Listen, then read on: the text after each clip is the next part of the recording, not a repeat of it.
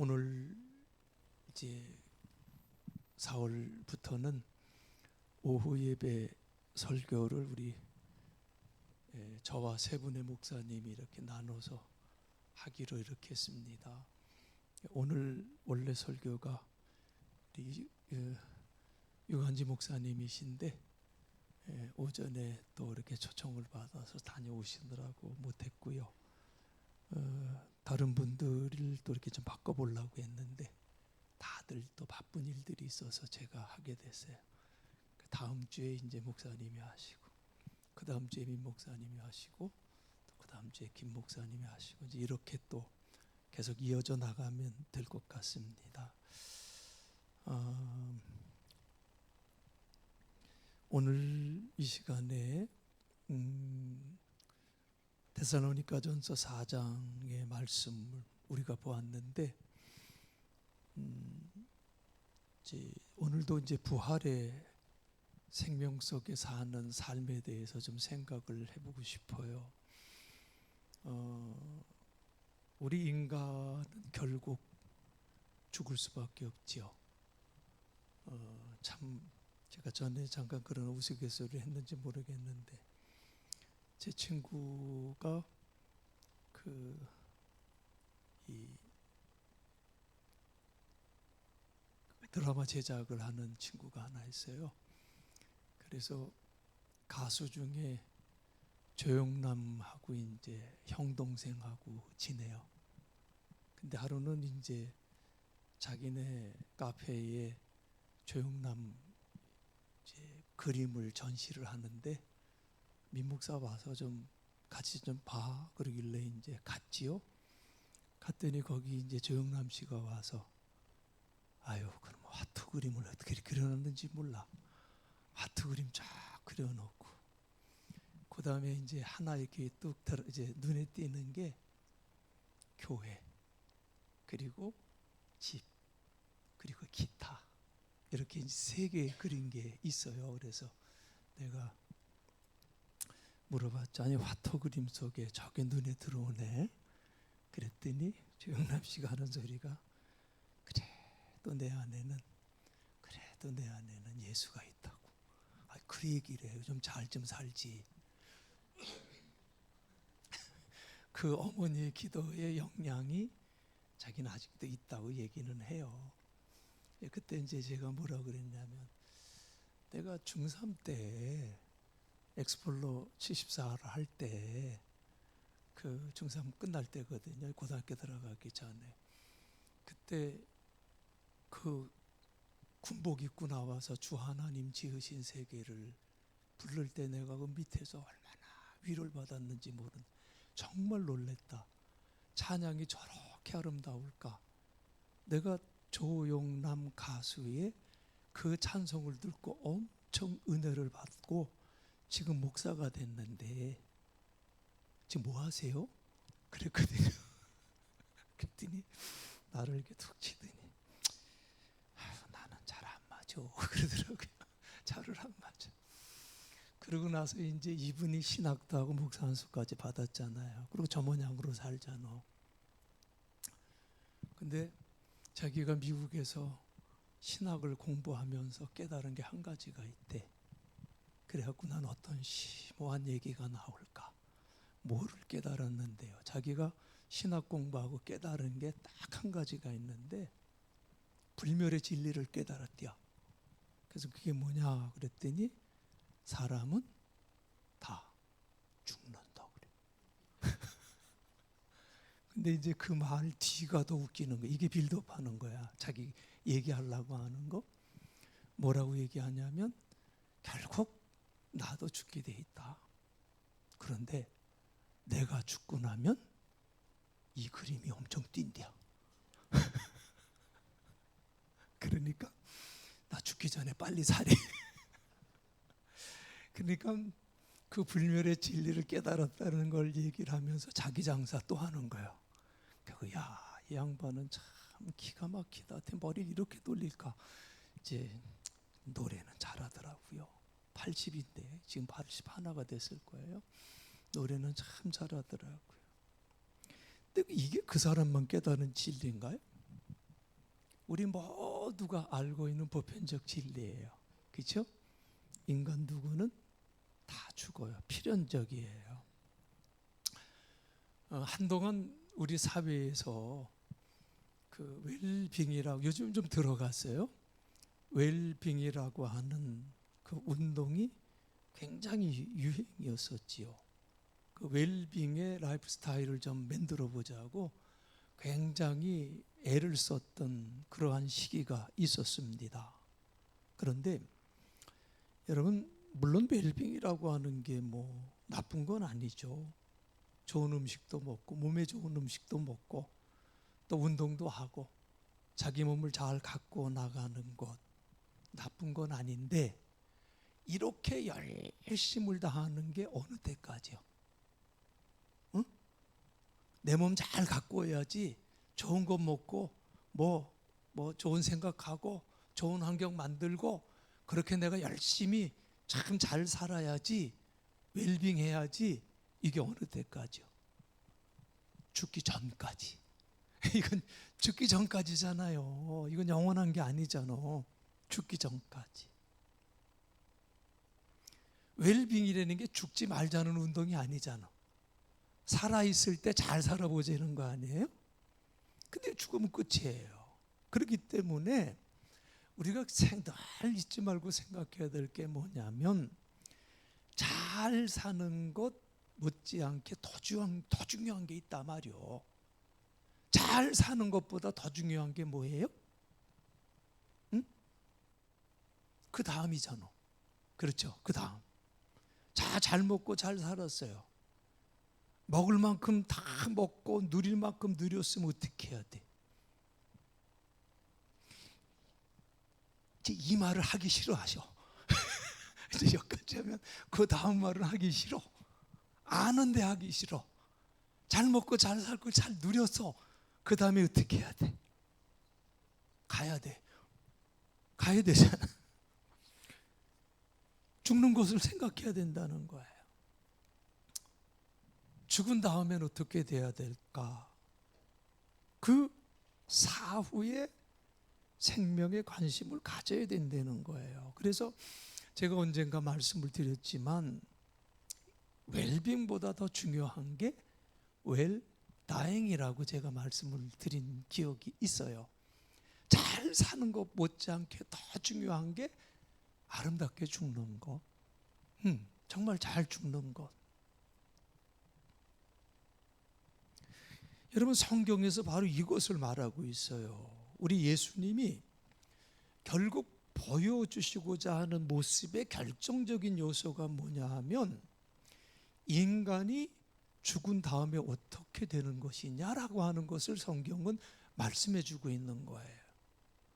늘 그것을 말씀하셨고, 그것을 결정적으로 부활하심으로 보여주셨다. 그 말씀에 부활하심으로 잠자는 자들의 첫 열매가 되므로, 첫 열매가 되면 그 다음에 열매가 또 주렁주렁 맺혀지게 돼 있잖아요. 그렇기 때문에 여러분, 가장 바른 신앙인이란 어떤 사람이냐? 어떤 사람이 바른 신앙인이냐? 죽음이 말하는 뜻을 잘 알고 부활이 말하는 뜻을 잘 알면 그 사람이 바른 신앙이요. 응? 바른 신앙이 뭘 잘 알아야 돼? 죽음에 대해서 잘 알아. 그리고 부활의 뜻에 대해서 잘 아는 사람이 정말 좋은 신앙인이다, 그 말이. 이걸 알아야 살아가는 오늘도 내가 바로 살아갈 수가 있고요, 죽음 후에도 소망이 있다는 것을 우리가 알게 되는 거예요. 그래서 예수님께서 요한복음 11장 25절로 26절에서 말씀을 했어요. 나를 믿는 자는 어떻게 된대? 응?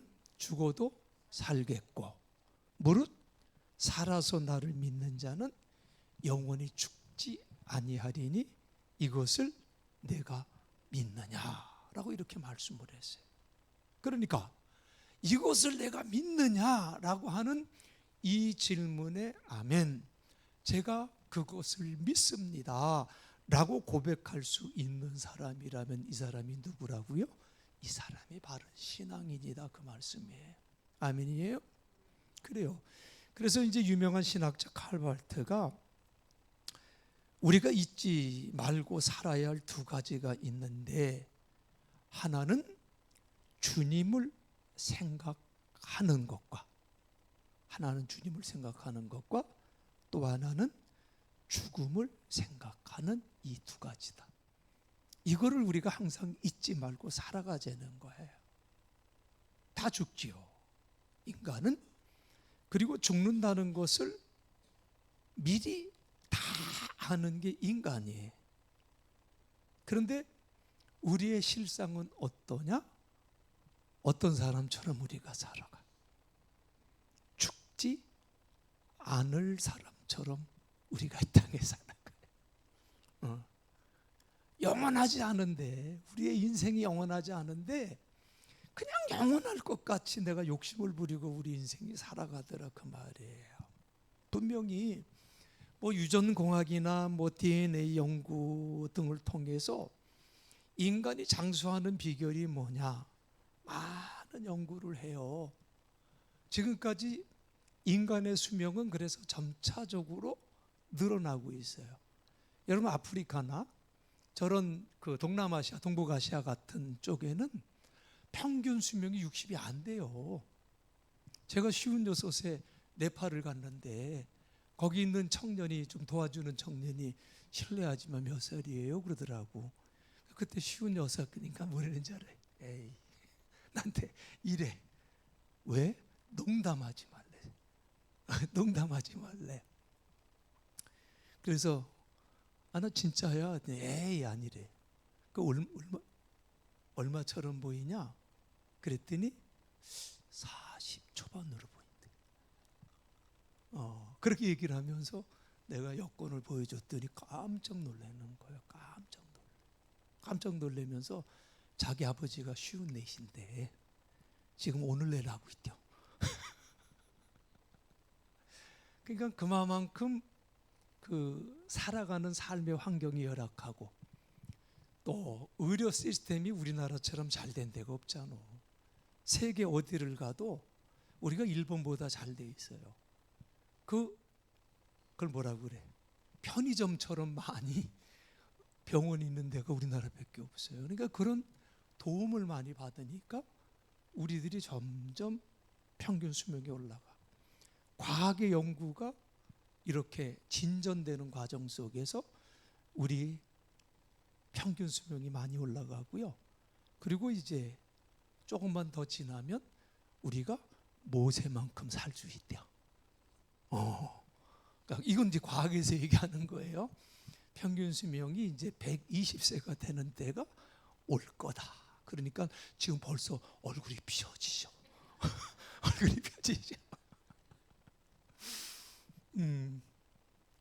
근데 늘어나면 뭐하냐 그 말이요. 결국에는 어떻게 되는 거예요? 결국에는 그날이 와요. 죄송하지만 인간은 늙어야 되고요. 그리고 인간은 죽어야 돼.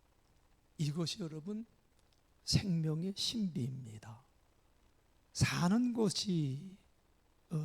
것만이 신비가 아니라 사실은 그 죽음을 통해서 새로운 생명의 세계로 나가는 것은 그건 더 큰 신비라고 저는 믿어요. 사실 아이들이 태어나는 것 보면 신비롭죠. 어떻게 이런 생명이 나올 수가 있을까? 우리가 자식을 키울 때는 너무 그냥 각박하고 힘들고 바빠가지고 아이들이 어떻게 자라는지도 잘 모르고 다 키우고 난 다음에 이제 집사람한테 원망 듣지. 그때 제대로 그냥 저기도 안 해주고 케어도 안 해주고 말이지. 큰 소리나 치고 말이지. 근데 어느 정도 여유가 생기고 나면 손자가 생기잖아. 얼마나 신기한지 몰라. 근데 내가 그때 보면서 왜 난 자식들한테 이런 신기함을 못 가졌었지 그때는. 그게 너무 아쉬운 거예요. 얼마 전에 오해진 집사님이 아들을 낳았잖아요. 병원에 신방을 갔는데 신생아실에서 애를 데리고 이렇게 나오는데 곤히 자고 있어요.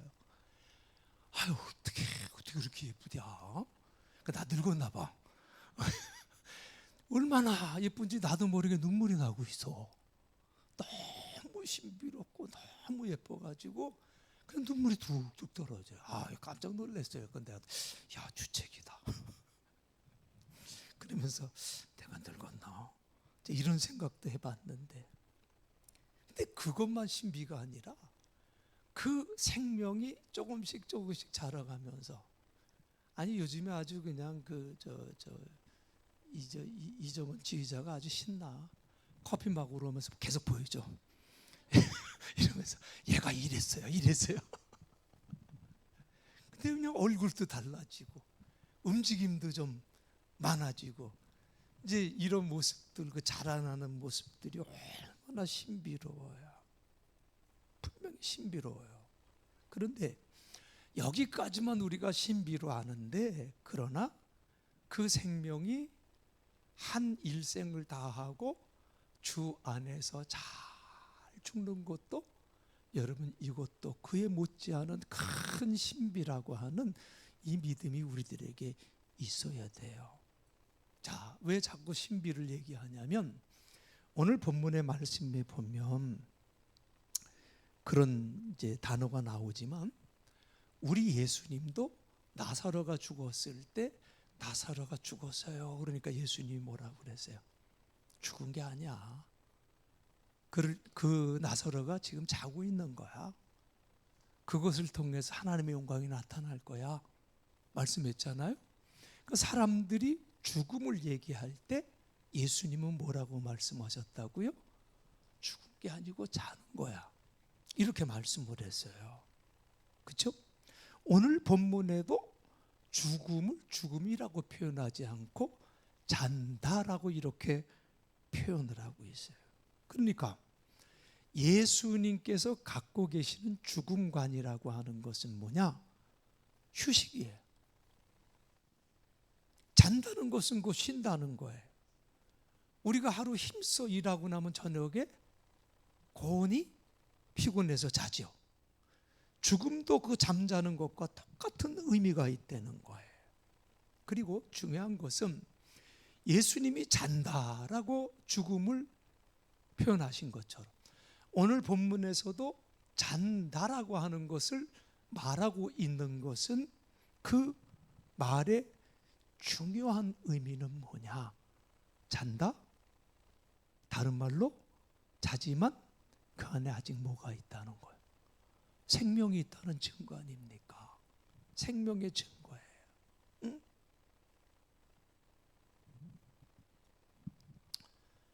여러분, 모든 사람들이 죽음을 무서워해요. 아주 싫어해요. 고통스러워해요. 그런데 자는 것이라고 생각을 하면 고통스럽지 않죠. 여러분, 주무시기 전에 막 고통스러워요? 눈 못 뜰까 봐. 내일 아침에 나 눈 못 뜨고 어떡하지? 나 무서워서 못 자겠어. 이런 분 계세요? 아니잖아요. 응? 그런 거로 죽음 자체에 대해서는 걱정하지 마시고, 지옥 갈까 걱정하는 게 어떻게 보면 더 나아요. 또 주님 앞에 가서 내가 어떤 모습으로 설 건가, 이걸 걱정하는 것이 맞는 거예요. 응? 죽는 자체는 걱정하지 마시고, 여러분, 제가 흔히 말씀드리지만 내가 사명이 있는 동안에는 하나님이 나 안 데려가셔, 이 땅에서. 그 여러분들은 장수하고 싶으면 뭘로 살라고 그랬어요? 사명자로 사시라 이 말이요. 그럼 모세만큼 사시는 거예요. 할렐루야. 그래. 잠잔다는 것은 예수님의 시각으로 볼 때 그 속에 생명이 있다는 말이고요. 또 잠잔다는 말은 무슨 때가 있다는 거예요? 깰 때가 있다는 거 아니에요. 잠잔다는 것은 생명이 있기 때문에 자는 거고, 잠잔다는 것은 다른 말로 표현하면 깰 때가 있기 때문에 자는 것 아닙니까? 우리 예수님은 분명히 죽어서 장례를 하는 사람을 보고도 잠들었다고 말씀했어요. 잠들었다는 말은 곧 깰 때가 있다는 말이지요. 그 깨어날 아침을 생각하기 때문에 평안히 잠들 수 있는 거예요. 아멘. 그래서 제가 여러 번 말씀드렸지만 많은 분들 장례식을 집례하면서 마지막 입관하기 전에 그 얼굴의 모습을 보면은요, 정말 예수 잘 믿고 가시는 분은요, 정말 잠자는 것 같아요. 얼마나 그 얼굴이 편안하고 얼마나 권하신지 정말 주무시는 것 같아요.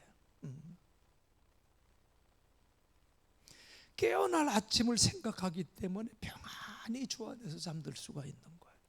그런데 자는 것과 깨는 것, 이 죽는 것의 이 모든 신비가 누구 안에서 이루어지는 거예요? 주 안에서 이루어지는. 이것이 하나님 안에서 이루어진다는 거예요. 하나님 안에서 살던 사람들이 하나님 안에서 자고 하나님 안에서 깨어나게 되어 있단 말이에요. 그래서 하나님 안에 살던 사람들이 하나님 안에서 죽고 살아난다, 여기에 엄청난 신비가 있다는 말씀이지요. 이 신비를 알려준 것이 뭐냐? 이 신비를 우리에게 보여준 것이 예수 그리스도의 부활이었다, 이 말씀이에요. 이 부활 정말 신비로운 거죠. 이 신비로운 사건을 우리는 소망하면서 살아가야 되는 거예요. 그리고 이 부활의 생명이 우리 속에 있다는 것을 알고 우리가 그에 맞게 살고자 애를 쓰며 노력해야 될 줄로 믿습니다. 자, 그렇다고 한다면 이렇게 부활 생명 속에 사는 오늘의 내 삶은 과연 어떠해야 되느냐? 내 삶이 어떠해야 되느냐? 이 문제를 좀 생각하고 마치고 싶은데요. 전에 한번 말씀드린 기억이 있어요. 마더 테레사라고 하는 분이요, 아름다운 선물이라는 책에서 이제 우리 그리스도인들이 살아야 될 삶의 자세는 좀 이러해야 되지 않겠냐라는 것을 말한 책이 있는데, 이제 그 대표적인 것을 이렇게 그 말씀을 드리면, 마더 테레사가 그런 얘기를 해요. 우리가 선교적 마인드를 가지고 살아야 된다. 다시 말하면 아까 제가 말씀드린 대로 우리 인간은 사명이 있어야 된다는 거예요. 사명이 있어야 된다. 그래서 나를 보는 사람들이 내 안에 있는 생명이 무엇인가를 포기할 수 있어야 된다는 거예요. 나와 만나는 사람들이 영생이 뭐냐 궁금해하고 그 영생의 길을 좀 알 수 있도록 그렇게 살아가는 삶, 이게 그리스도인들이 살아야 할 삶의 자세가 아니냐. 당연히 우리가 부활신앙을 갖고 살아갈 때 이런 삶을 살겠지요. 그리고 두 번째는 명상가로서의 삶을 살아가야 된다고 얘기를 했어요. 명상가는 한 가지를 깊이 생각하는 사람이에요. 거기다가 사랑과 정열을 쏟아붓는 거예요. 그 외에는 전혀 생각하지 않는 명상을 말하는데, 우리 그리스도인들은 누구만 쳐다봐야 돼? 누구에게 집중해야 돼? 예수 그리스도 생각하고 예수 그리스도에게 집중하는 그러한 삶을 우리가 살아가야 되지 않겠나, 그런 이제 깨달음을 갖고요. 셋째는 보편적으로 사는 것이 그리스도인의 삶이라고 그랬어요. 무슨 말이냐면 우리는 죄인이요 의인이요? 죄인이요? 죄인이요? 처음에 죄인이었어. 그런데 예수님의 부활로가 아니라 예수님의 십자가로 인하여 우리가 어떻게 불림을 받아? 의인으로 칭함을 받았어요. 그렇죠? 의인으로 칭함을 받았어요. 그런데 우리가 분명히 의롭다 함을 얻었지만 우리는 어디 속에 살아가고 있어요? 죄인들 속에 우리들은 살아가고 있는 존재예요. 악한 사람들 속에서 우리가 똑같이 보편적으로 살아가요. 그렇죠? 보편적으로 살아가지만 그러나 중요한 것은 뭐냐면 우리 그리스도인들은 선하게 살아가야 된다 그 말이에요. 그리스도인이지만은 죄악된 세상에 살아가요. 그죠? 여러분 요즘 세상 돌아가는 거 보면서 잘한다 박수 칠 사람 몇이나 있어? 세상 살만 나세요? 뉴스 들으면 막 기뻐요? 국내 정치나 국외 정치나 모든 게 다 힘들어요. 어느 순간 나도 모르게 거기에는 흡수돼서 살아가요. 그게 우리들의 삶이에요. 그렇죠? 이건 뭐 높고 낮고도 없고요. 부하거나 가난하거나 상관없어. 그렇게 살아가요. 철저한 보편성을 지니고 평범하게 살아가는 사람들이 그리스도인이다. 그렇지만 선하게 살려고 노력한다 그 말이에요. 그리고 이제 마지막으로 이 마더 테레사가 그리스도인의 삶의 단순성을 얘기해요. 사명, 그리고 명상, 보편, 그리고 단순. 이제 이 단순성을 얘기하는데 현대의학에서도요. 왜 병이 생기느냐? 무슨 말 제일 많이 들어요? 저도 그 얘기 많이 들어. 당이 많이 올라가면 뭐 받지 마세요? 스트레스 받지 마세요. 뭐 어디가 아파도 스트레스. 그러니까 모든 만병의 그 원인이 어디서부터 시작이 되는 거예요? 스트레스라니까. 남편을 보면 그냥 기쁨이 막 쏟아야 되는데 뭐가 올라와? 막 짜증이 올라와. 뭐 그럼 그냥 그때부터 그냥 힘들어지는 거야. 그러니까 사람이요 딱 한 가지만 집중적으로 생각하면은요 엄청난 그 능력이 생긴대요. 한 가지만 생각하고 가면 그건 정말 이렇게 상당한 어떤 이 능력이 어떤 굉장한 저항력이 이렇게 생기는데, 그런데 사람들이 한 가지만 생각하나? 예수 그리스도만 생각하면 스트레스 받던 남편도 누구처럼 보여? 내가 사랑해 줘야 될 사람으로 보이잖아. 그러니까 한 가지만 바라보면 엄청난 그런 능력들이 생기는데 사람들이 한 가지만 보는 게 아니요. 이 생각도 하고 또 저 생각도 하고 이러저러한 생각으로 우리의 생각이 분산되기 시작하면 힘이 약해지고요. 병을 이기는 저항력도 떨어지게 돼 있대. 그렇죠? 여러분 뭔가 좀 고민된 게 있다든지 그래서 생각을 많이 하면 몸이 축나는 걸 느껴요, 안 느껴요? 느끼잖아요. 몸이 축나는 게 느껴져요. 그래서 병이 나는 거예요. 그렇기 때문에 우리 그 인간은요 단순성이라고 하는 게 굉장히 중요해요. 근데 그 단순성인데 생각 없는 단순성은 이건 크게 문제고요. 누구만 생각하자고요? 그리스도 예수, 하나님 말씀 생각하고 살아가자는 거예요. 그래서 마더 테레사가 그런 얘기를 해요. 사랑에 대하여 단순하고, 믿음에 대해서 단순하고, 생의 목적에 대해서 단순하고, 사명감에 대해 철저하게 단순하고 집중적으로 사는 것이 그리스도인의 생애라고 자기 믿는다. 자기가 그렇게 살았기 때문에 일평생 이 장소에서 주를 위해 헌신할 수 있었다. 그쵸? 생각이 많았으면 그 빈민가에서 어떻게 그 오랜 세월 있을 수가 있었겠어요? 그렇게 얘기를 하더라고요. 여러분, 우리 주님께서 우리를 위해서 십자가 위에서 죽으셨고요. 그가 우리를 위해서 부활하셨기 때문에 우리에게는 부활이 있고, 아멘. 우리에겐 부활이 있고 영생이 있다는 것을 우리가 알고, 그리고 믿고, 그리고 그것을 생각하며 살아가는 것이 그리스도인이에요.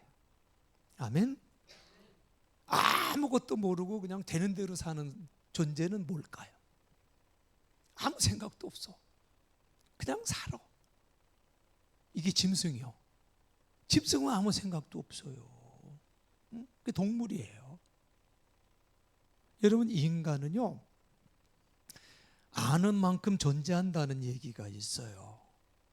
바꿔 말하면 믿는 만큼 우리의 생명의 가치가 존재하는 거고, 거기에 영생이 있는 줄로 믿습니다. 여러분, 예수님의 부활을 깊이 생각하셔야 돼요. 예수님의 부활을 깊이 생각해야 돼요. 이게 저절로 되는 자연현상이 아니에요. 가치 없던 옛 생각의 생명의 회상도 아니에요. 죽고 나서 생명체로 태어나는 윤회는 더더욱이 아니에요. 바로 이것은요, 구속사적인 사건이고 참 생명이고 영원한 생명을 증거해주는 첫 열매가 되는 것이 예수님의 부활 사건이에요. 그래서 부활이라는 사건은 바로 우리에게 주시는, 저와 여러분에게 주시는 하나님의 계시고요, 우리를 향한 하나님의 약속이시고요, 우리의 생명에 대한 증거이기 때문에 부활 신앙이라고 하는 것이 이만큼 중요한 거예요. 역사적인 그 어느 때 있었던 하나의 사건이 아니라 바로 오늘을 살아가는 저와 여러분들을 위한 역사였다고 하는 것. 첫 열매가 되셨다는 것으로 우리 속에 그 생명이 있고, 그 생명으로 우리 또한 같은 영광을 누릴 것을 믿는 그 믿음, 이게 부활신앙이다 그 말이에요. 여러분, 늙은 나무에서도요, 꽃이 피고 열매가 맺히는 이유가 뭐요?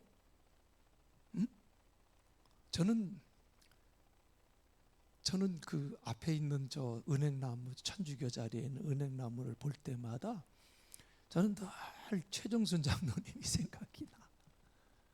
장로님이 저 처음 왔을 때, 목사님 저거 요만할 때 제가 심은 거예요. 그렇게 얘기해요. 모르셨구나. 모르셨구나. 최 장로님이 심었대. 그때 이제 거기 뭐 우리가 교회가 같이 썼잖아요, 옛날에. 그러니까 저게 지금 보니까 안 돼도 몇 년 된 거요? 아니야, 100년은 안 나온 거야. 장로님이 심으셨으니까. 70년, 70년 내외 정도 되겠지요. 그럼 늙은 거요. 그러기 저게 가지가 너무 많으니까 저 천주교회에서 자기네 땅에 있다고 막 다 잘라버렸잖아. 그때 아주 그냥 마음이 안 좋더라고. 마음이 안 좋은데 저기 지금 또 무성해졌어. 그죠? 무성해졌어요. 왜? 잘랐는데. 나이가 많이 이제 들어서 수령이 다 돼서 죽은 것 같이 한겨울엔 보였는데, 근데 보니까 또 잎이 나고 또 어떤 나무 열매도 맺히고 그래. 저건 수컬에서 이제 열매는 안 맺혀. 살았어요. 저기 아마 컷이었으면 은행나무 냄새 엄청 났을 거예요. 근데 왜 이런 일들이 일어나느냐? 해마다 죽은 줄 알았는데 잘라버려서 아이고 죽었구나, 이런 생각이 나는데, 했는데 그 사이에서 뭐가 나와? 새로운 가지가 나와요. 가지가, 그죠? 얇은 가지가 나오기 때문에 그게 자라서 잎이 되고, 어떤 나무는 그게 자라서 열매가 맺히는 그러한 역사가 있어요. 여러분, 그 새로운 가지가 우리에게는 부활신앙이요. 부활하신 생명의 주 예수 그리스도께서 날마다 새 생명을 계속 그 부활의 주님으로부터 공급받으면 우리는 가지를 낼 수 있고 새로운 꽃을 피울 수 있고 열매를 맺으며 살아가게 되는 진정한 부활의 생명 속에 살아가게 될 줄로 믿습니다. 이 부활의 삶이 저는 여러분의 삶 속에 풍성히 맺어지시기를 간절히 바랍니다. 항상 부활의 주 예수 그리스도 마음속에 늘 간직하시고 생각하시고 부활의 주님과 동행하면서 아름다운 열매 맺을 수 있는 우리 모두, 그리고 주 안에서 날마다 승리하며 살아갈 수 있는 우리 모두 되기를 주님의 이름으로 간절히 축원드리겠습니다. 찬송가 436장 찬송하시고 부활의 신앙으로 승리하며 살아가게 해달라고 여러분 다 같이 통성으로 기도하겠습니다.